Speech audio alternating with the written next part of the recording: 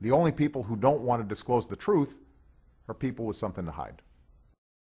From the audience of this far left public radio station in New York, ripping into Obama and throughout the country, the American kook left and some of the mainstream left, it's a thin line there between the kook left and the mainstream left, pretty much all have the same reaction. They drank the Kool-Aid.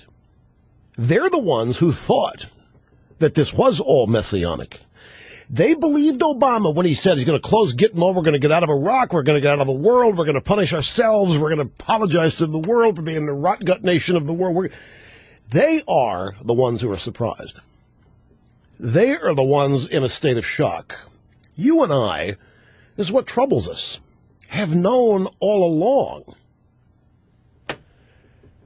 that we're dealing with a man-child here who has literally no qualifications, no experience, no track record, and according to Donald Trump now, no birth certificate.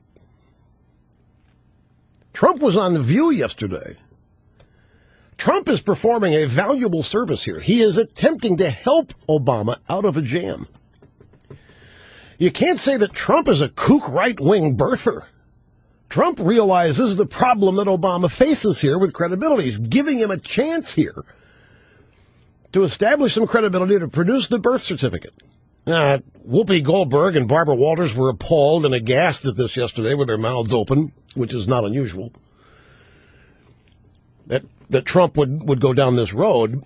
But while we sit here, we laugh at the kinetic military action, regime change, no regime change, while we laugh at people in the media doing their best to prop up what they know is a mistake. I mean, face it, folks. We're being governed by a giant mistake.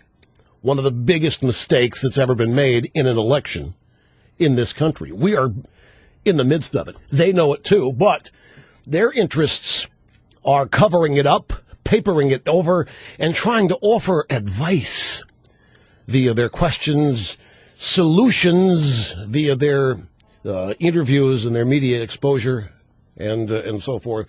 Yeah, Trump's not the kind of guy to comb over difficulties. If he's going to bring this up about this birth certificate, you know that it's serious. You know, Trump's not a fly-by-night kind of guy. So we sit here and laugh, but this is tragic.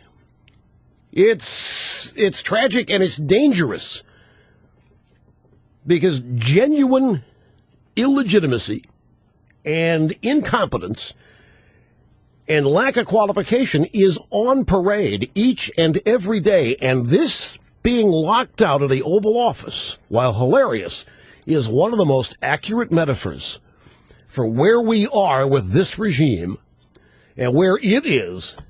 How do you not know the president's coming in?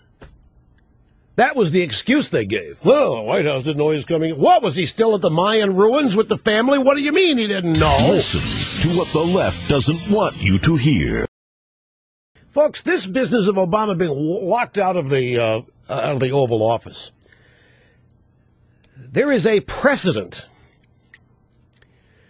Remember the esteemed, the renowned Harvard professor Skip Gates returned home from Burger King or someplace and was locked out of his own house and was slinking around trying to get in there.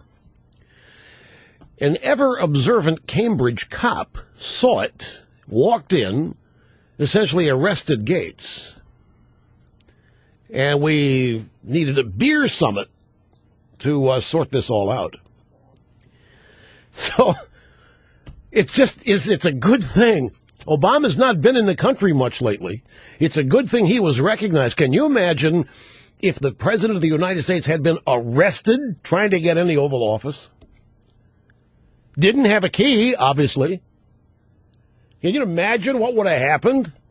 They had to run around. They had to find out, well, who locked him out of here? And wouldn't it have been hilarious if it had been Biden? The only people who don't want to disclose the truth are people with something to hide.